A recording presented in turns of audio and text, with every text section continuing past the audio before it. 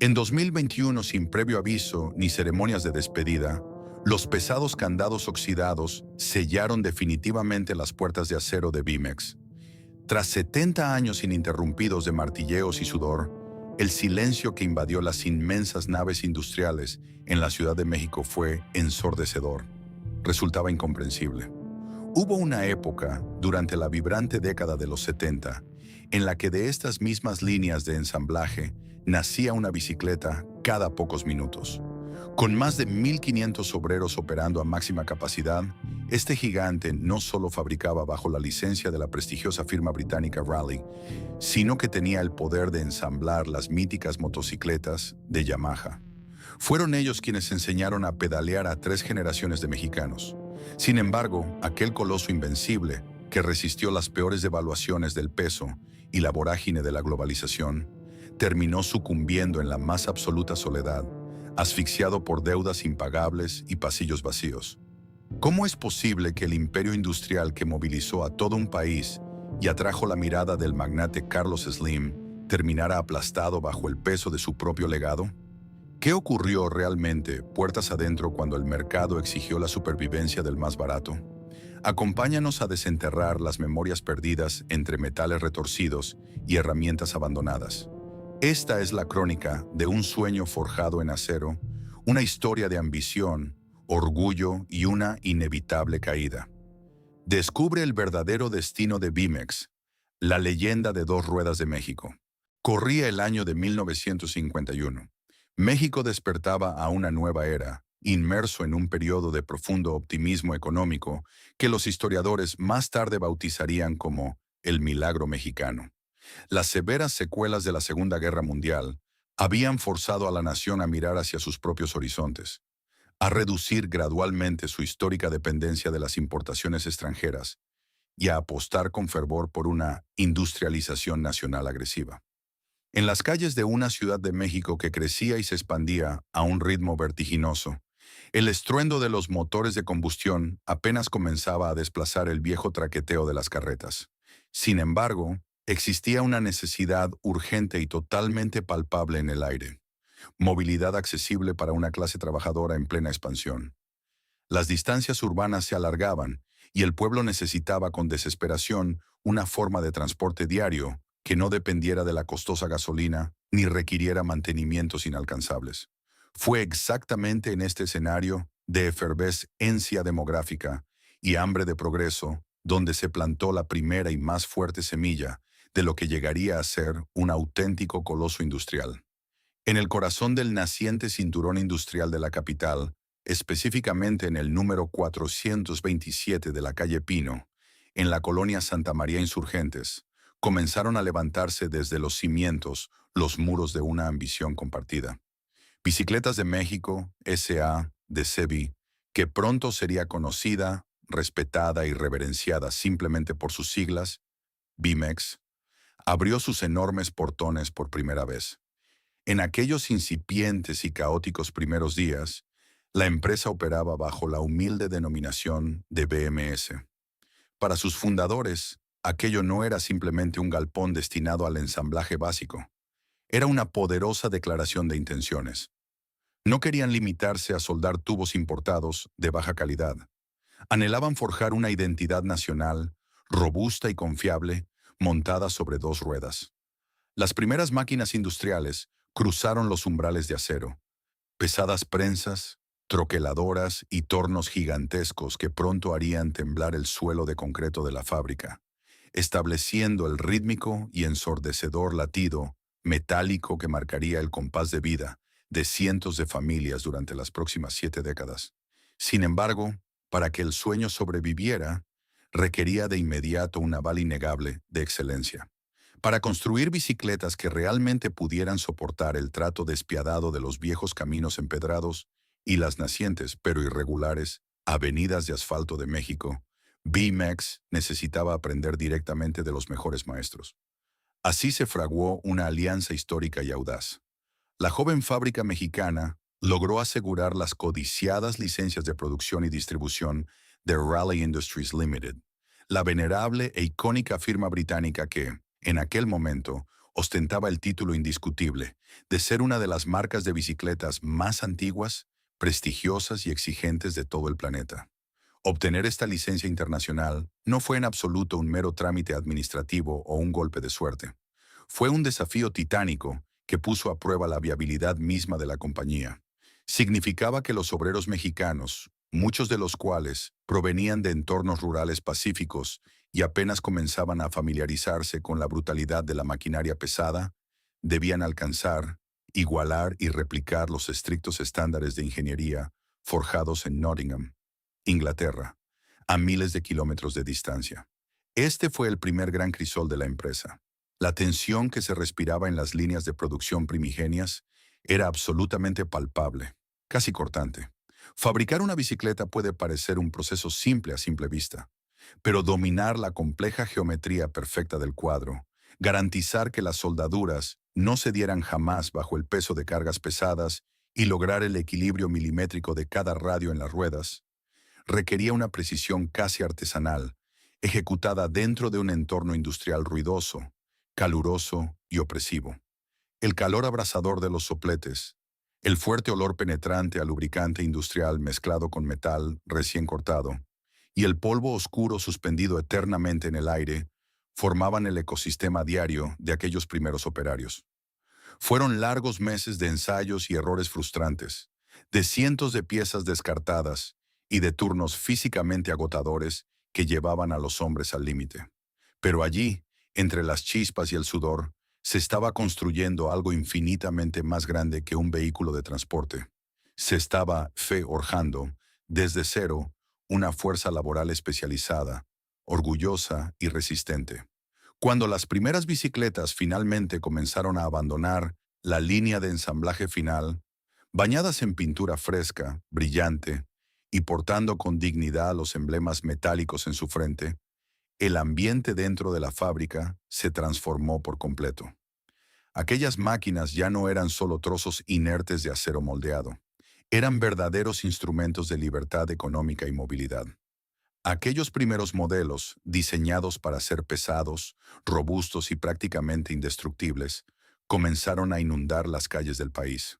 Los obreros de BMX, al salir de sus extenuantes turnos, podían ver con sus propios ojos a sus vecinos ir al trabajo pedaleando las mismas máquinas que ellos habían ensamblado con sus propias manos, golpe a golpe, en la calle Pino.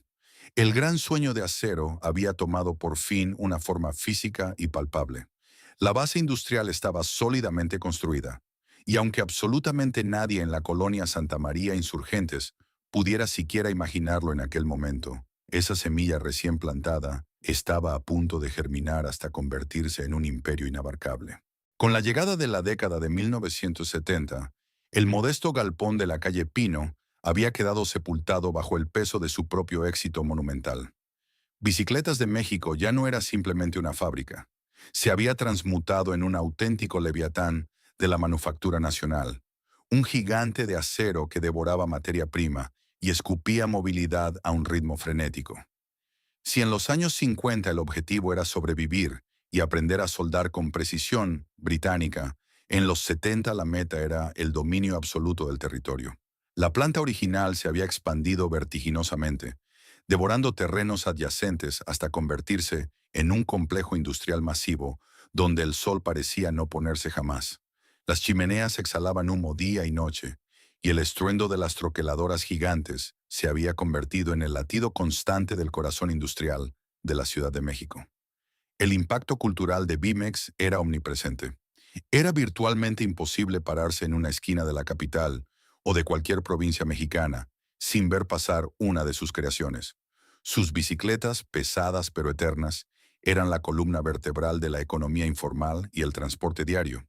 Los carteros del Servicio Postal Nacional pedaleaban sobre los robustos cuadros de acero de BMX, los repartidores de pan, los lecheros, los obreros que se dirigían a sus propias fábricas en la madrugada, e incluso los niños que daban sus primeros tambaleantes paseos en los parques los domingos, todos dependían de las máquinas forjadas en Santa María Insurgentes. La empresa había logrado algo que muy pocas marcas consiguen. Su nombre se había convertido en un sinónimo de la vida cotidiana. Sin embargo, para los directivos que observaban el febril movimiento de los patios de carga desde sus oficinas acristaladas, dominar el mercado de las bicicletas ya no era suficiente. El hambre de expansión era insaciable. Fue esta ambición desbordante la que gestó el movimiento más audaz en la historia de la compañía. Hacia 1972, el mercado del transporte comenzaba a exigir mayor velocidad y autonomía. Las motocicletas ligeras importadas empezaban a inundar silenciosamente el país, y Bimex, negándose a quedar relegada a la tracción humana, decidió dar el salto definitivo hacia la combustión interna. Con el mismo arrojo con el que décadas atrás habían convencido a los ingleses de Raleigh, la directiva de Bimex dirigió su mirada hacia el este, específicamente hacia la ciudad de Iwata, Japón. El objetivo era colosal: asegurar una alianza estratégica con Yamaha Motors Company. El choque de culturas industriales fue fascinante y brutal. Los ingenieros japoneses, famosos por su disciplina espartana y su obsesión casi microscópica por las tolerancias métricas y la perfección técnica, aterrizaron en una fábrica mexicana caracterizada por la fuerza bruta, el ingenio improvisado y una cultura laboral apasionada pero radicalmente distinta. Para obtener la licencia de ensamblaje, Bimex tuvo que someterse a una metamorfosis interna. Las líneas de producción fueron rediseñadas, se importó maquinaria de precisión inédita en el país, y los obreros más veteranos, aquellos que conocían el acero al tacto, tuvieron que volver a las aulas para aprender los secretos de la mecánica de motores de dos tiempos. El esfuerzo titánico dio sus frutos. Pronto, de las mismas naves industriales que ensamblaban velocípedos, comenzaron a rodar las legendarias motocicletas Yamaha AEV6.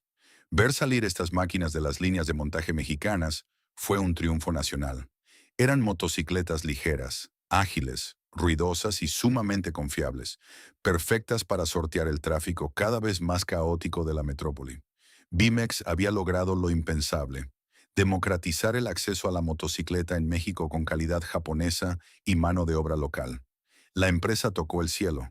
Las ventas se dispararon a niveles astronómicos. Los ingresos se multiplicaron exponencialmente, y la fuerza laboral superó la marca de los 1,500 empleados trabajando en 3 turnos ininterrumpidos. No obstante, en la cima de la montaña, el aire es más fino y la visión a menudo se nubla. El crecimiento fue tan vertiginoso, tan embriagador, que una peligrosa sensación de invencibilidad comenzó a infiltrarse en el ADN corporativo de Bimex. Creyendo que la demanda interna sería infinita y que el milagro económico mexicano duraría para siempre, la administración cometió el clásico pecado de la sobreexpansión. Se contrataron créditos masivos para aumentar aún más la capacidad instalada. Las bodegas se atestaron de inventario y piezas de repuesto, asumiendo que todo se vendería tan rápido como se ensamblara. La maquinaria giraba al máximo de sus revoluciones, pero los cimientos financieros que sostenían este inmenso peso empezaban a tensarse de manera invisible. Cegados por el brillo del éxito inmediato y el rugido de los motores japoneses, los líderes de Bimex ignoraron las oscuras nubes macroeconómicas que comenzaban a agruparse lentamente en el horizonte del país.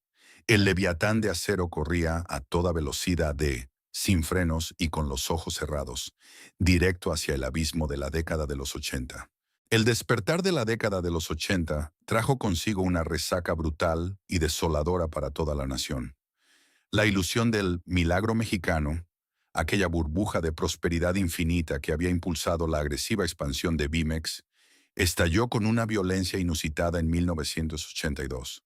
El gobierno federal, ahogado por una deuda externa insostenible y el colapso de los precios del petróleo a nivel mundial, anunció lo impensable: la moratoria de pagos y una devaluación catastrófica del peso frente al dólar.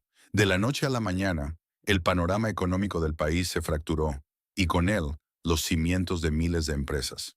Para el gigante de Santa María Insurgentes, que había apostado su futuro a créditos masivos para financiar su voraz crecimiento corporativo, el impacto fue un golpe directo y casi letal a su línea de flotación.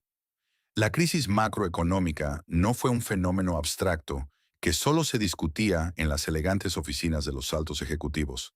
Se sintió casi de inmediato en el frío suelo de concreto de la fábrica.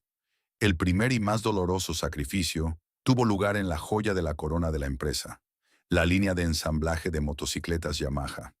El modelo de negocio que apenas unos años antes parecía infalible se había vuelto financieramente tóxico.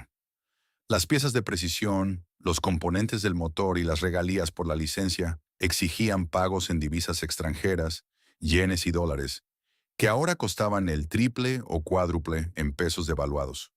Por otro lado, los consumidores mexicanos, cuyos ahorros y poder adquisitivo se habían esfumado por la hiperinflación galopante, dejaron de comprar motocicletas de un día para otro. Las inmensas bodegas, antes un orgulloso símbolo de poderío, ahora se erigían como mausoleos oscuros, llenos de un inventario que nadie podía pagar. El día que la gerencia ordenó detener definitivamente la producción de la Yamaha Aiun 6, fue un punto de inflexión lúgubre para los obreros de Bimex. No hubo huelgas ni gritos, solo un pesado y ominoso silencio que se apoderó gradualmente de esa sección específica de la planta.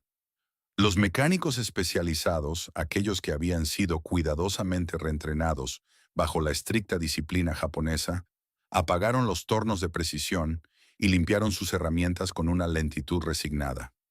Las luces de la línea de motores de dos tiempos se apagaron una a una, proyectando largas sombras sobre los esqueletos metálicos que quedaron a medio ensamblar en las cintas transportadoras. Aquella clausura no era simplemente un frío ajuste corporativo en los libros de contabilidad. Era la dolorosa amputación del orgullo tecnológico de la compañía. La asfixia financiera comenzó a filtrarse implacablemente en cada rincón del complejo industrial. Con la línea de motocicletas desmantelada, la supervivencia de la empresa entera recayó nuevamente y de manera exclusiva sobre las tradicionales bicicletas de acero. Pero incluso esa producción básica estaba bajo amenaza. Los proveedores nacionales de tuberías, caucho y pintura, también acorralados por la crisis generalizada, exigían pagos por adelantado y aumentaban sus precios casi semanalmente para protegerse de la inflación. Los gerentes de planta, que años atrás solo se enfocaban en romper récords históricos de producción, ahora pasaban sus días haciendo malabares contables, racionando materiales de forma extrema y retrasando el mantenimiento vital de las máquinas industriales para ahorrar cada centavo posible. En los polvorientos pasillos de la fábrica, la ansiedad de los trabajadores se volvió palpable, casi asfixiante. Los turnos triples se redujeron drásticamente. Los rumores de despidos masivos circulaban con la velocidad del fuego en un pastizal seco. Hombres y mujeres que habían dedicado 20 o 30 años de su vida a Bimex, que habían construido sus casas y educado a sus hijos gracias a sus salarios como ensambladores, llegaban a sus puestos de trabajo con el estómago apretado, temiendo secretamente que su tarjeta de asistencia fuera rechazada en el reloj checador. La atmósfera vibrante y ruidosa de los triunfales años 70 había sido reemplazada por una tensión claustrofóbica. Era el inicio formal de una lucha desesperada, ya no por la dominación absoluta del mercado del transporte, sino por la pura y simple supervivencia de sus familias, mientras el país entero se sumergía sin frenos en lo que la historia llamaría la década perdida. A medida que 1983 avanzaba de forma inexorable, la inflación en México se convirtió en un monstruo indomable que devoraba el valor del peso diariamente. Para la administración de Bimex, la noble intención de mantener a toda su plantilla laboral se transformó rápidamente en una sangría financiera imposible de sostener.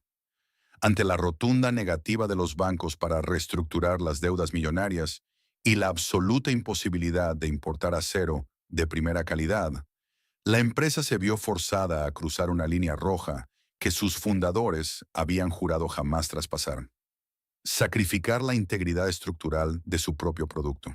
Las legendarias especificaciones británicas heredadas de Raleigh, aquellas que exigían soldaduras impecables y metales de alta densidad, fueron silenciosamente archivadas en los cajones de la gerencia. En su lugar, los ingenieros de planta recibieron órdenes estrictas y desesperadas de abaratar costos al máximo. Se comenzaron a utilizar aleaciones de tubería mucho más delgadas, pinturas de baja calidad que se descascaraban tras los primeros meses de exposición al sol, y componentes de plástico barato donde antes brillaba un resistente cromo pulido. Los veteranos de la línea de ensamblaje, aquellos hombres que llevaban el orgullo de su oficio tatuado en sus manos, llenas de callos, ensamblaban estas nuevas versiones con una profunda amargura. Sabían perfectamente que estaban enviando a las calles bicicletas que ya no durarían toda la vida. La reputación de hierro de Bimex comenzaba a oxidarse desde adentro, perdiendo la confianza de su clientela más leal. Pero el extremo abaratamiento de los materiales no fue suficiente para tapar el gigantesco agujero fiscal. La tensión laboral alcanzó un peligroso punto de ebullición. El sindicato, que durante la época de bonanza había sido un aliado pacífico y colaborativo, se vio presionado por una base trabajadora cuyos salarios ya no alcanzaban siquiera para comprar la canasta básica de alimentos. Las huelgas esporádicas y los paros técnicos comenzaron a paralizar las otrora vibrantes naves industriales. El ruido ensordecedor de las troqueladoras fue reemplazado por los ecos de consignas sindicales y el crujir de las fogatas improvisadas que los obreros encendían a las afueras de los grandes portones de la calle Pino durante las frías madrugadas. Las relaciones entre la gerencia y los obreros se fracturaron de manera irreparable. Los directivos, acorralados por los acreedores, veían a los trabajadores como un pasivo insostenible, mientras que los obreros sentían que la empresa que habían construido con su sudor los estaba abandonando a su suerte en el momento más oscuro de la historia nacional. Para principios de 1984, el colapso operativo era absoluto. Las líneas telefónicas de las oficinas ejecutivas no dejaban de sonar con ultimátums de los bancos y amenazas de embargo judicial. La fábrica operaba a menos del 30% de su capacidad total, rodeada de maquinaria apagada que estaba siendo canibalizada, desarmada pieza por pieza de forma clandestina, para reparar las pocas máquinas que aún funcionaban, ya que no había un solo centavo de presupuesto para refacciones legítimas. El imperio fundado en 1951 estaba clínicamente muerto, sostenido apenas por la inercia de su propio peso monumental. Los dueños originales, exhaustos y derrotados por un entorno macroeconómico despiadado, comprendieron que habían llegado al final definitivo de su camino independiente. Si querían que el nombre de Bimex no desapareciera para siempre bajo el mazo de una subasta de quiebra, debían entregar las llaves de su reino. Necesitaban desesperadamente un rescate gigantesco, sin importar de dónde viniera ni el altísimo precio humano e identitario que tendrían que pagar por él. A mediados de 1984, cuando los pesados candados del embargo judicial parecían a solo días de sellar definitivamente los portones de la calle Pino, el destino de Bimex experimentó un giro radical y vertiginoso. No se trató de un rescate gubernamental ni de un milagro espontáneo, sino de una intervención corporativa fríamente calculada. Durante los peores años de la crisis económica mexicana, mientras la mayoría de los inversionistas huían despavoridos del país o escondían su capital en el extranjero, un joven y astuto empresario llamado Carlos Slim Elú implementaba una estrategia agresiva y contracorriente: adquirir a precio de remate empresas históricas, con bases operativas sólidas, que estuvieran al borde del abismo. A través de su creciente conglomerado, Grupo Carso, Slim extendió su red de adquisiciones y atrapó al gigante caído de las bicicletas. La transición de poder no tuvo absolutamente nada de romántica. Fue una operación financiera rápida, estéril y quirúrgica.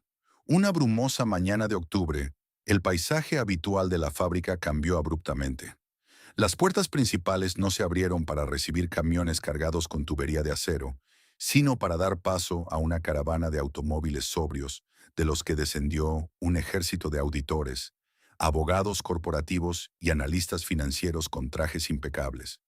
Para los obreros que los observaban desde las trincheras de las líneas de ensamblaje, con las manos manchadas de grasa y los rostros cansados, aquellos hombres parecían alienígenas descendiendo sobre un mundo de metal y sudor. Los fundadores originales, aquellos pioneros que habían firmado la legendaria alianza con Raleigh décadas atrás, firmaron la cesión total de sus acciones y abandonaron las oficinas en silencio, cerrando el primer y más apasionado capítulo en la historia de la compañía. La inyección masiva de capital que trajo Grupo Carso fue como una descarga de desfibrilador directo al corazón detenido de Bimex. De inmediato, se liquidaron las deudas bancarias más urgentes, se renegociaron los plazos con los proveedores de materias primas, y para el alivio profundo de más de 1,000 familias, se reactivó el pago puntual de las nóminas atrasadas. Las luces de la inmensa nave industrial volvieron a encenderse en su totalidad, y el familiar y ensordecedor ruido de las troqueladoras resurgió de sus cenizas. Hubo, durante unas breves semanas, un ambiente de auténtica celebración y gratitud entre los sindicatos. Creían genuinamente que la pesadilla había terminado y que la empresa volvería a ser exactamente la misma de antes. Sin embargo, el choque cultural que se avecinaba sería devastador. Hasta ese momento, a pesar de su tamaño titánico, Bimex había sido administrada con la idiosincrasia de una inmensa familia tradicional. Los gerentes de la vieja guardia solían caminar por los pasillos de producción, conocían los nombres de pila de los capataces, entendían el comportamiento térmico del acero y valoraban la intuición del trabajador experto. Pero la nueva directiva de Grupo Carso operaba bajo un paradigma radicalmente opuesto: la eficiencia absoluta y la optimización despiadada de los recursos.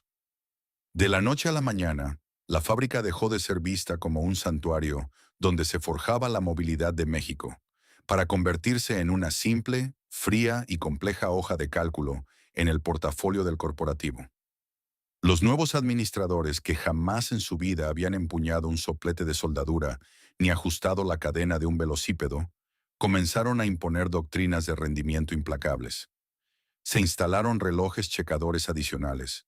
Se cronometró cada movimiento en la cadena de montaje con precisión militar y se implementaron sistemas de auditoría para rastrear el desperdicio hasta del último tornillo. El alma artesanal y pasional de Bimex, aquella que había tolerado el error humano en nombre del aprendizaje, fue brutalmente aplastada bajo el peso de la métrica financiera. La empresa había salvado su cuerpo de la bancarrota, pero estaba a punto de perder su identidad histórica en el proceso. La purga silenciosa comenzó apenas unos meses después de que los nuevos dueños se instalaran en las oficinas de cristal, con vista a la calle Pino. Para los analistas de Grupo Carso, el principal obstáculo para alcanzar la rentabilidad proyectada no era la maquinaria anticuada, sino la propia cultura laboral de la empresa. Los capataces veteranos, aquellos hombres con el cabello encanecido por el polvo de metal y las manos marcadas por décadas de soldadura, poseían una autoridad moral intocable entre los obreros. Conocían cada engranaje, cada vibración y cada defecto de las troqueladoras gigantes. Sin embargo, para la nueva administración corporativa, estos hombres representaban una resistencia inaceptable al cambio. Bajo la justificación de una reestructuración estratégica, la empresa comenzó a ofrecer paquetes de jubilación anticipada y liquidaciones agresivas. Uno a uno, los maestros mecánicos que habían sido entrenados originalmente bajo los estrictos estándares británicos de Raleigh y más tarde bajo la disciplina japonesa de Yamaha, fueron empujados cordialmente hacia la puerta de salida. En su lugar, las líneas de producción fueron intervenidas por una nueva generación de supervisores, jóvenes ejecutivos recién graduados con maestrías en administración de empresas, armados con cronómetros y hojas de cálculo, pero que jamás habían ensamblado un eje de pedales con sus propias manos. Este reemplazo generacional y cultural fracturó el espíritu de la fábrica. La comunicación se volvió áspera y unidireccional. Las decisiones sobre qué tipo de acero comprar o qué aleación utilizar ya no se consultaban con el piso de producción. Bajaban como dictámenes inamovibles desde los despachos financieros. El objetivo corporativo era claro y tiranizaba cada aspecto del trabajo diario: maximizar el margen de ganancia por unidad producida a cualquier costo. Para lograrlo, los ingenieros de Carso ordenaron una estandarización brutal. Se eliminaron los detalles estéticos que encarecían el proceso, se redujo el grosor de los cuadros de acero al mínimo aceptable por las normas de seguridad y se cambiaron los proveedores locales de confianza por contratistas que ofrecieran el precio más bajo del mercado. Las bicicletas Bimex que comenzaron a salir de la fábrica a finales de los 80 ya no eran las mismas máquinas indestructibles que habían conquistado las calles de México en décadas anteriores. A simple vista, Mantenían la misma silueta clásica y los mismos colores brillantes. Pero los obreros que las ensamblaban sabían la amarga verdad. Sentían la ligereza sospechosa del metal inferior y veían cómo las piezas de plástico reemplazaban al resistente cromo pulido. El orgullo artesanal que antes los impulsaba a revisar cada tuerca antes de enviar una bicicleta al área de embalaje fue sustituido por el miedo constante a no cumplir con la abrumadora cuota diaria impuesta por los nuevos sistemas de métricas de rendimiento. En los informes anuales entregados a la Junta Directiva de Grupo Carso, la intervención fue declarada un éxito rotundo. Los números rojos habían desaparecido, las deudas estaban controladas y Bimex volvía a ser una empresa rentable en el papel. El conglomerado de Carlos Slim había logrado resucitar al gigante caído, inyectándole disciplina corporativa y capital fresco. Pero la victoria era peligrosamente superficial. La empresa había recuperado su pulso financiero, pero en el frío quirófano de la reestructuración había perdido su alma histórica y la lealtad inquebrantable de su fuerza laboral. Se había convertido en un coloso con pies de barro, operando con una calidad mermada y un ambiente interno cargado de resentimiento. Sin saberlo, la nueva y eficiente administración había dejado a Bimex estructuralmente vulnerable justo en el momento más crítico.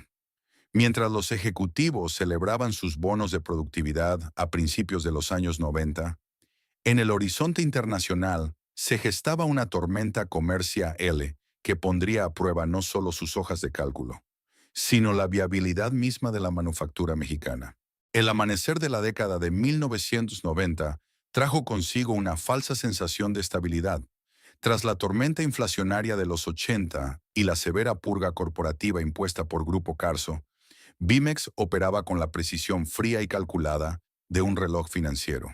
Los números en los balances generales por fin cuadraban, los pasivos estaban bajo control, pero el ambiente dentro de los muros de la calle Pino era tenso y desprovisto de la antigua pasión. Los obreros sobrevivientes trabajaban bajo el constante escrutinio de los cronómetros y los supervisores de rendimiento, ensamblando bicicletas que ya no inspiraban el orgullo artesanal de antaño, sino que representaban meras cuotas de producción diaria. Sin embargo, mientras los ejecutivos en sus oficinas climatizadas proyectaban gráficas de crecimiento lineal y celebraban la recuperación técnica de la empresa, un sismo geopolítico de proporciones históricas se estaba gestando en los pasillos de los poderes gubernamentales. El mundo cerraba sus fronteras ideológicas y abría de par en par las puertas comerciales. México estaba a punto de dar un salto sin paracaídas hacia el vacío de la globalización. El 1 de enero de 1994, el Tratado de Libre Comercio de América del Norte, TLCAN, entró en vigor acompañado del estruendo de los fuegos artificiales y los grandilocuentes discursos políticos que celebraban el supuesto ingreso del país al codiciado primer mundo. A la población se le prometió que las fábricas mexicanas competirían de tú a tú con las potencias de Estados Unidos y Canadá. Pero para la industria manufacturera tradicional, las promesas gubernamentales se convirtieron rápidamente en una trampa mortal y asfixiante. Las barreras arancelarias proteccionistas que durante décadas habían actuado como un escudo impenetrable para gigantes nacionales como Bimex, fueron derribadas casi de la noche a la mañana. La verdadera tragedia fue que el peligro letal no llegó del norte en forma de sofisticadas y costosas bicicletas estadounidenses. Llegó del este, en inmensos buques de carga que atracaban silenciosamente en los puertos del Pacífico mexicano, repletos de contenedores provenientes de Asia y muy específicamente de China. La invasión comercial fue absoluta, silenciosa y abrumadoramente veloz. En cuestión de meses, las bicicletas de origen asiático inundaron los mercados informales, las grandes tiendas departamentales y las aceras de todas las ciudades del país. A simple vista, para el consumidor inexperto, lucían espectaculares. Colores fluorescentes llamativos, diseños aerodinámicos copiados descaradamente de modelos europeos de alta gama, y sistemas de múltiples velocidades adornados con componentes plásticos brillantes. Pero su arma más letal y destructiva no era su estética desechable, era su precio. Una bicicleta importada costaba, en el mostrador final para el público, menos de lo que a Bimex le costaba simplemente comprar la tubería de acero crudo para fabricar un solo cuadro. Era un modelo económico basado en subsidios estatales masivos en su país de origen y una mano de obra a un costo tan bajo que resultaba imposible de igualar. Una ecuación matemática que rompía cualquier regla de competencia leal que los ejecutivos mexicanos hubieran estudiado en sus maestrías. Al principio, la soberbia institucional cegó por completo a la administración. En los memorándums internos de Bimex, las primeras oleadas de importaciones asiáticas fueron descartadas con un profundo desdén, tachándolas de ser simples juguetes desechables que se desarmarían irremediablemente al chocar con el primer bache de la ciudad. Creían, con una terquedad nacida de la nostalgia por su antigua gloria, que el consumidor mexicano valoraría la lealtad histórica y seguiría prefiriendo la supuesta tradición de su marca nacional. Fue un error de cálculo monumental y fatal. En un país que aún arrastraba las profundas cicatrices de la devaluación económica, donde el poder adquisitivo de la clase trabajadora seguía siendo raquítico, el precio era el único y absoluto rey dictador. Los padres de familia, enfrentados en las tiendas a la dura decisión de comprar una bicicleta nacional costosa y de diseño anticuado, o una colorida máquina asiática por la mitad del precio, no dudaban ni un solo segundo. Las ventas de Bimex se desplomaron con la misma fuerza violenta de un ancla de plomo arrojada al fondo del océano. Los enormes patios de carga en Santa María Insurgentes, que apenas unos años atrás habían vuelto a llenarse de camiones distribuidores bajo la nueva gestión, comenzaron a paralizarse de nuevo, sumidos en una quietud aterradora. Esta vez el enemigo no era la falta de demanda interna por una crisis inflacionaria. Era una hemorragia letal de clientes leales que desertaban en masa hacia la competencia extranjera. El imponente imperio corporativo se dio cuenta, demasiado tarde, de que la misma política de apertura comercial, que estaba enriqueciendo a otras divisiones del país, estaba condenando a muerte a su histórica subsidiaria de dos ruedas. La verdadera guerra de precios apenas comenzaba, y Bimex estaba completamente desarmada. Ante la innegable hemorragia de ventas, la directiva de Bimex intentó un contraataque desesperado en los tribunales comerciales. Los abogados corporativos inundaron las oficinas de la Secretaría de Economía con expedientes voluminosos, exigiendo la imposición inmediata de cuotas compensatorias y aranceles antidumping contra las bicicletas de origen asiático. Argumentaban, con pruebas irrefutables, que el acero y las refacciones extranjeras estaban ingresando al país a precios muy por debajo de su costo real de producción. Una práctica desleal que amenazaba con aniquilar a toda la industria nacional. Sin embargo, la burocracia gubernamental, embelesada con las promesas de la apertura de mercados y temerosa de violar los nuevos tratados internacionales, operó con una lentitud desesperante. Para cuando se aprobaron algunas medidas proteccionistas tibias, el daño ya era irreversible y, peor aún, los importadores encontraron rápidamente lagunas legales, triangulando la mercancía a través de terceros países para evadir las sanciones. La vía legal resultó ser un callejón sin salida. Acorralados por los números rojos y con los inventarios acumulando polvo en las bodegas, los altos ejecutivos tomaron la decisión más dolorosa y destructiva en la historia de la compañía. Si el mercado exigía precios bajos por encima de cualquier otra consideración, Bimex tendría que descender a las trincheras del abaratamiento extremo. La orden bajó desde las oficinas climatizadas hasta el ruidoso piso de producción con una frialdad matemática. Reduzcan los costos de manufactura al mínimo indispensable. Fue una sentencia de muerte para la esencia misma de la marca. La metamorfosis en las líneas de ensamblaje fue rápida y trágica.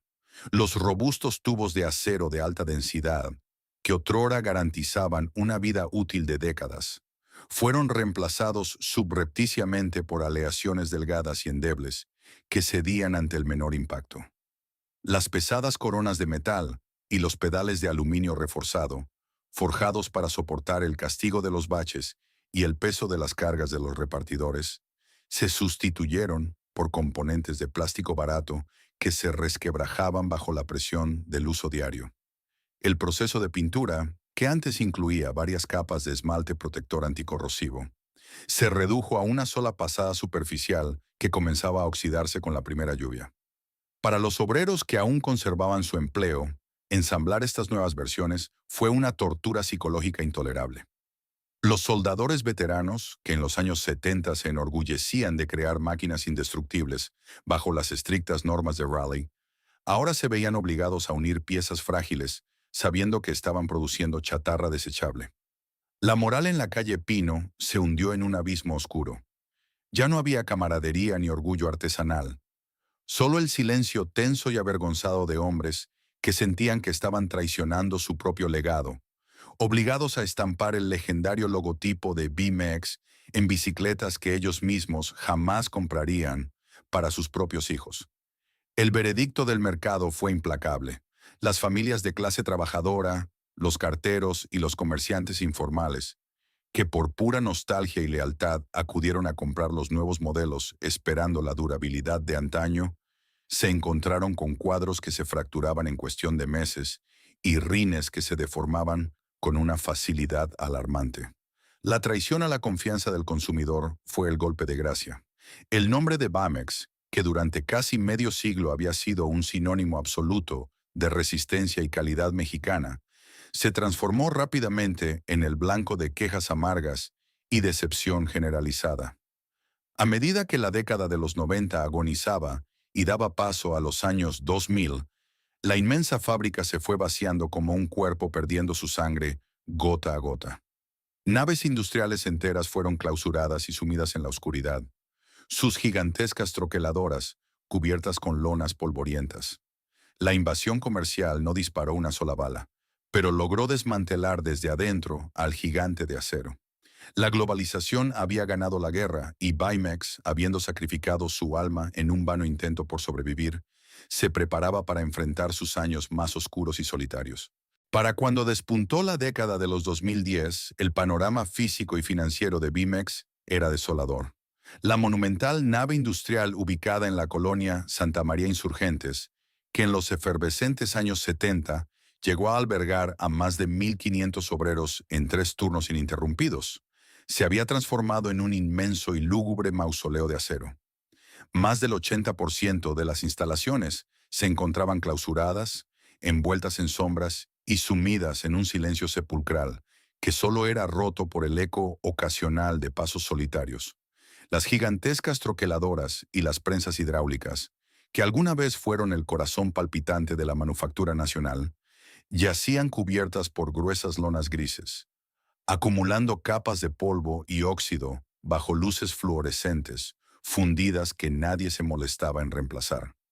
La empresa estaba técnicamente en soporte vital, respirando únicamente gracias a la inercia comercial de sus últimos clientes institucionales. Ante la aplastante realidad de que competir en el mercado de las bicicletas convencionales contra el colosal volumen y los precios ínfimos de Asia era una batalla perdida, los remanentes de la directiva intentaron orquestar una última y desesperada maniobra de supervivencia. Si Bimex no podía ganar la guerra en las calles, intentaría refugiarse en los nichos que apenas comenzaban a tomar fuerza.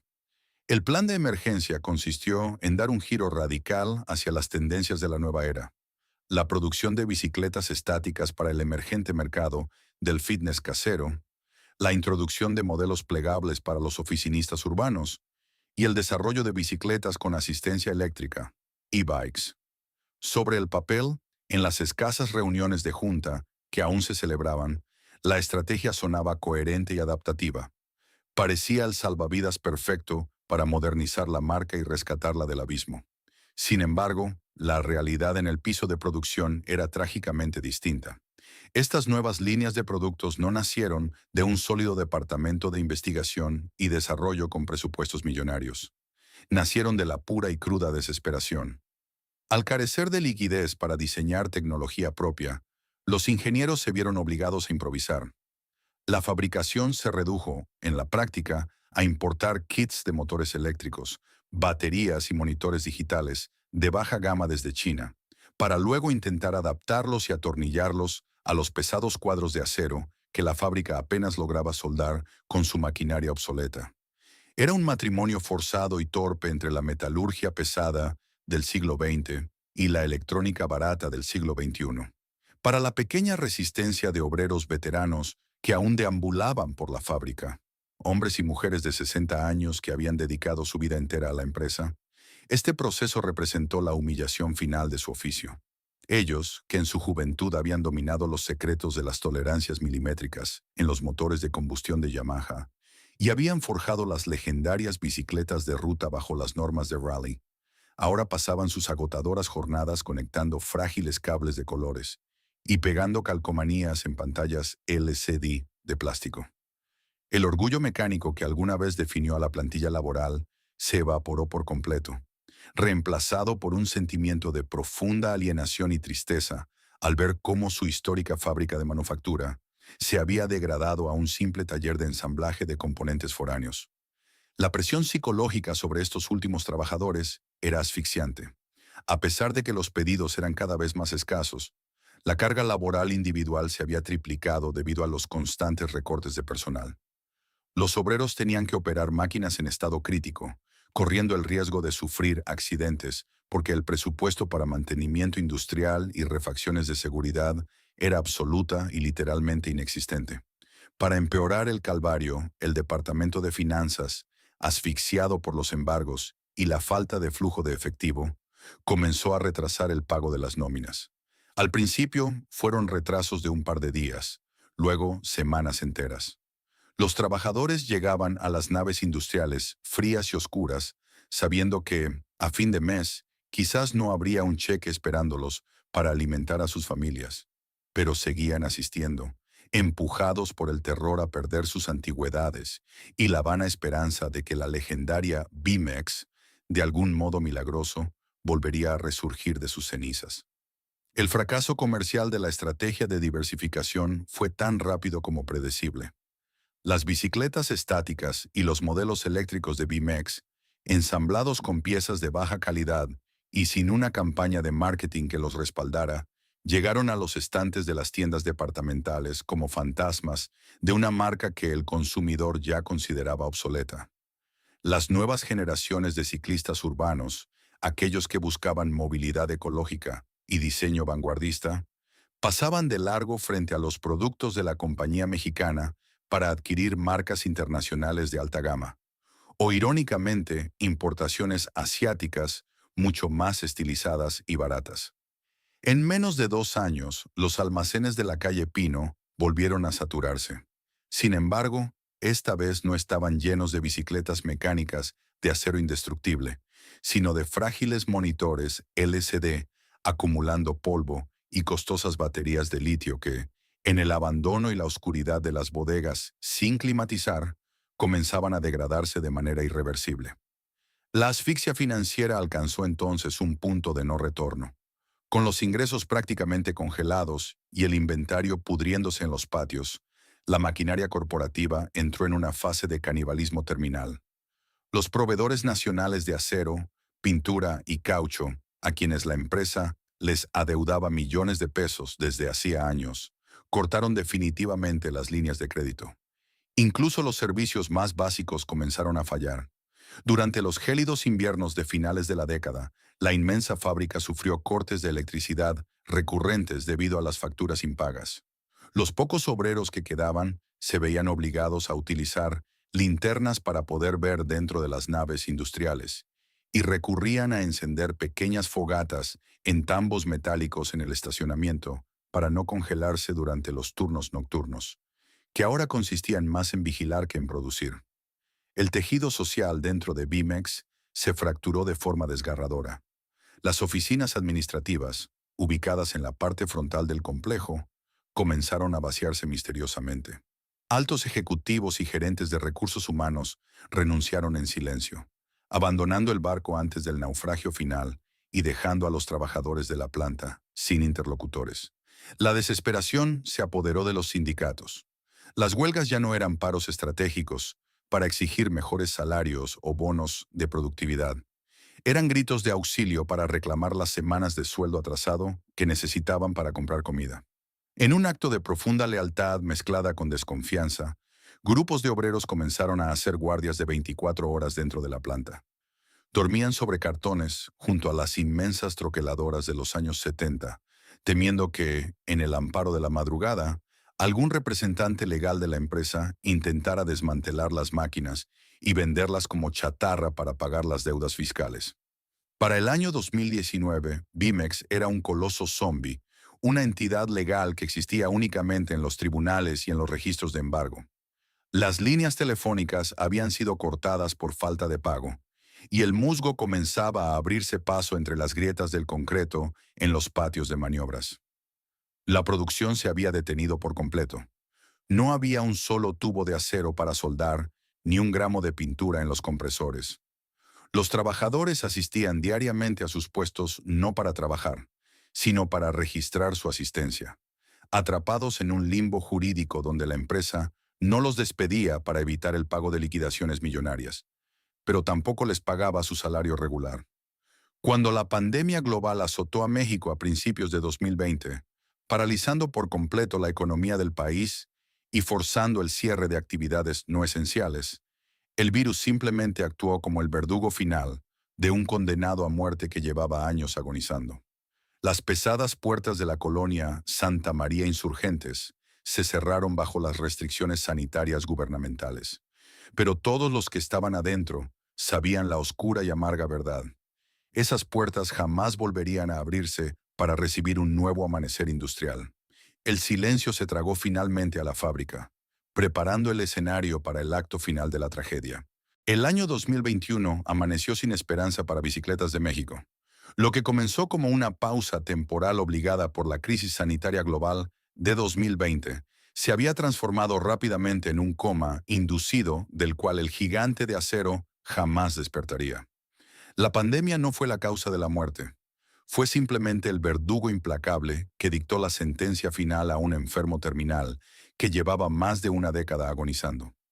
En los primeros meses del año, los fríos y calculadores despachos de abogados que representaban a los principales acreedores de Bimex, liderados por instituciones bancarias y proveedores internacionales que habían agotado, hasta la última gota de su paciencia, ejecutaron la estocada definitiva.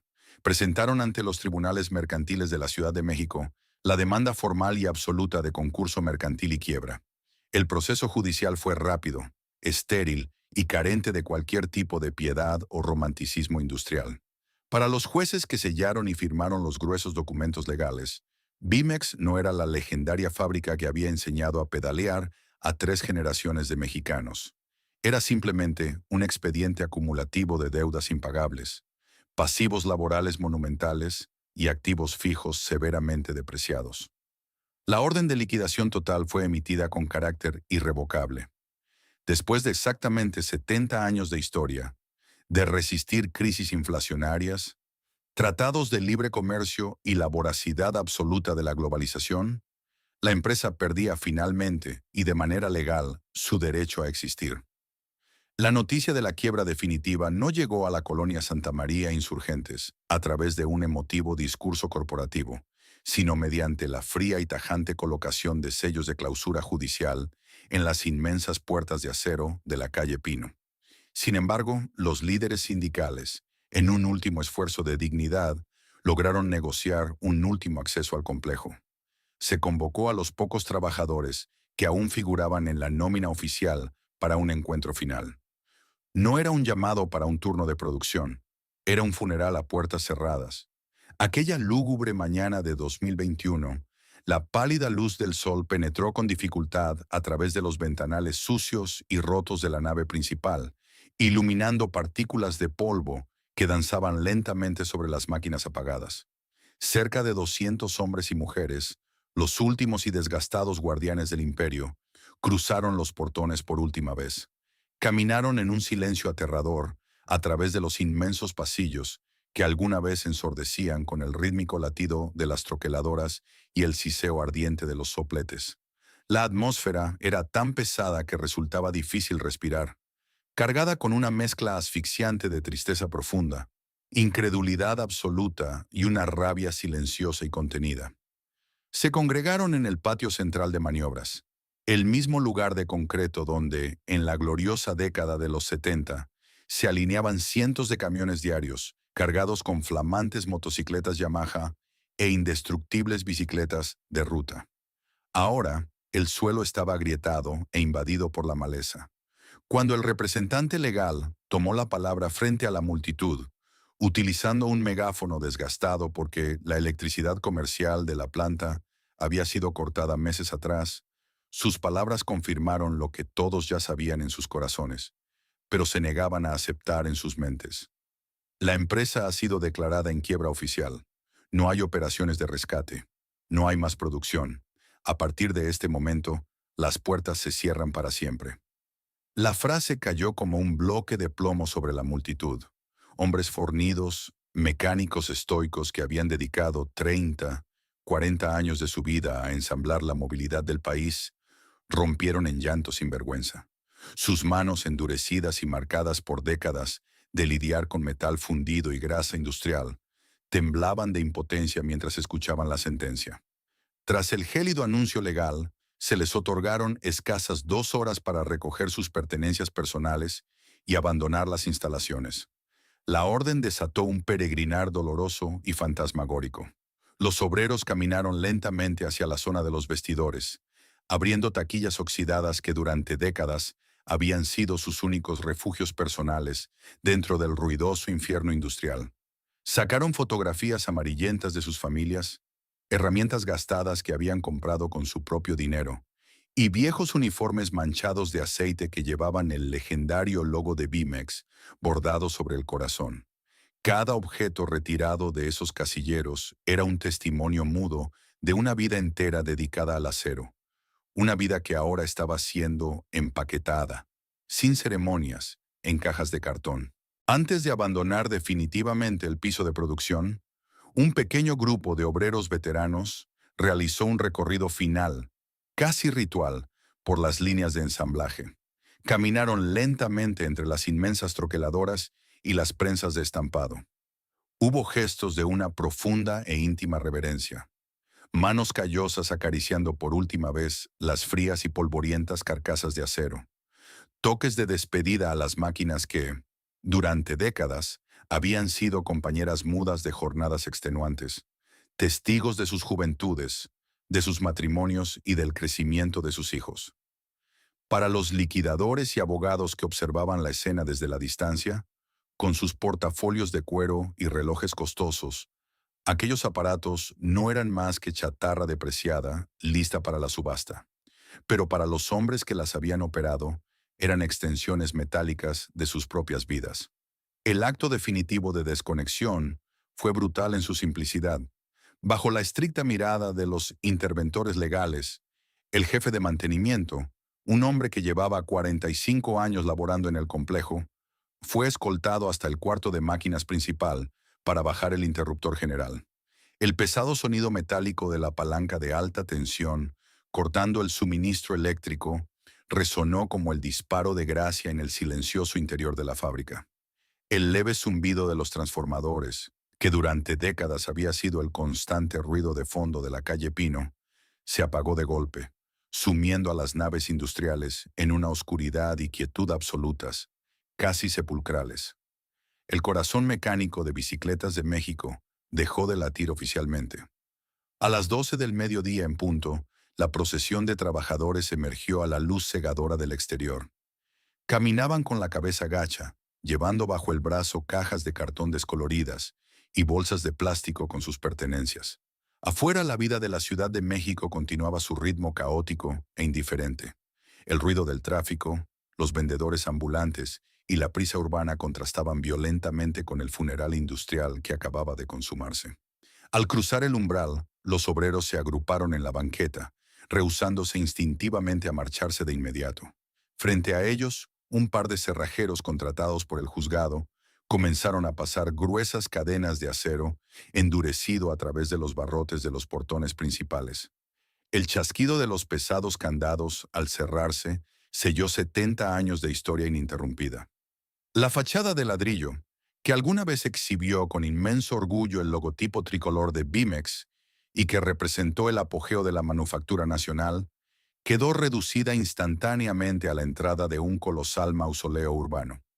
La dispersión de la plantilla laboral fue silenciosa y desoladora. No hubo discursos heroicos en la acera, ni promesas de un futuro mejor. porque la mayoría de esos hombres, rebasando los 60 años de edad, sabían perfectamente que el despiadado mercado laboral moderno no tendría piedad de ellos. Se despidieron con abrazos apretados, palmadas en la espalda y miradas cargadas de una incertidumbre aterradora.